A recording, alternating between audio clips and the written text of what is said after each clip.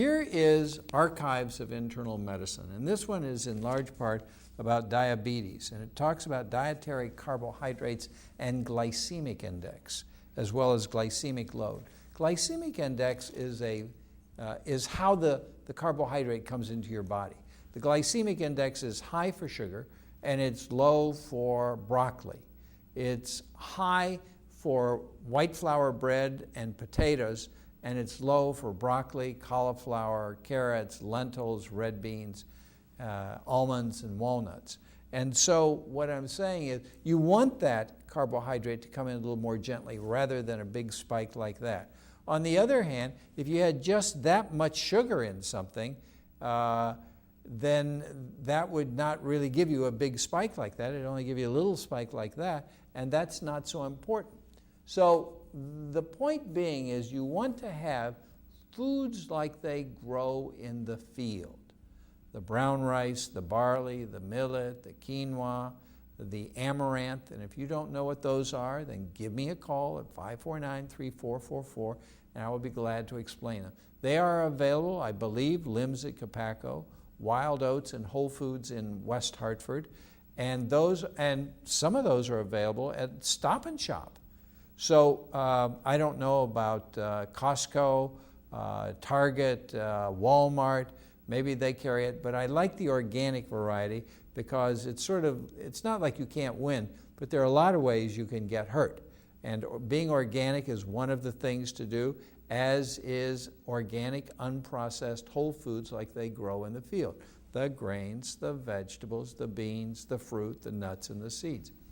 I always astonish my patients when I tell them, don't eat oatmeal.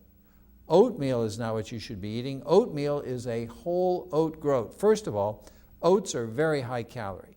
So that's only for the people who have those clear lines of definition.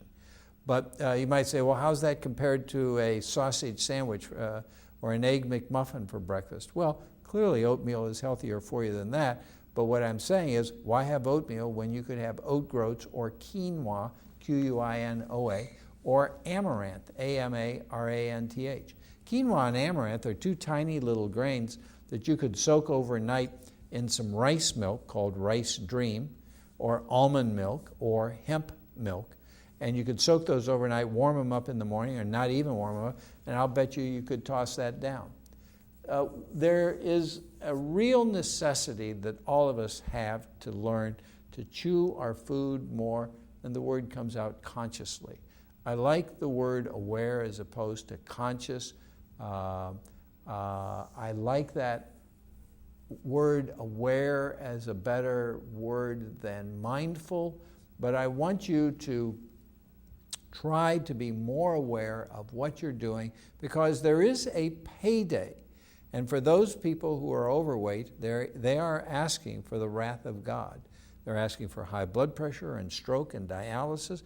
They're asking for high cholesterol and medication use and heart attack and angioplasty and open heart surgery.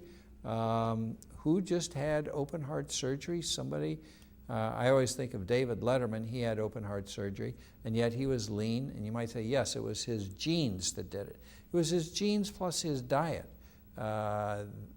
People have the genes, but they don't become expressed until we do certain things, and we're eating all that chicken and fish. Am I saying chicken and fish is not good for you? I'm saying brown rice and beans are better for you. That's what I'm saying. Brown rice, broccoli, cauliflower, carrots, onions, lentils, red beans, navy beans, a few walnuts, almonds, pecans, occasional apple. People talk about eating fruit every day. Fruit is God's candy, and nobody's supposed to eat candy all that often. I would think that probably eating 4 pieces of fruit a week, like 4 glasses of wine or less per week, is probably a good idea.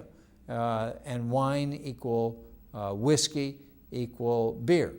So 4 per week or less of alcohol, unless you're not supposed to drink alcohol. And an organic, unprocessed, whole foods diet.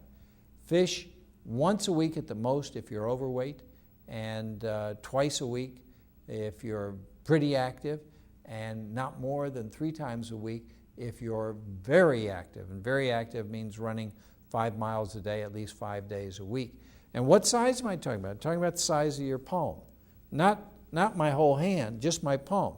That length, that width, and that thickness for me, and that length, that width, and that thickness of yours for you. So let's change the subject now. I think I've talked about that. I hope you found it interesting.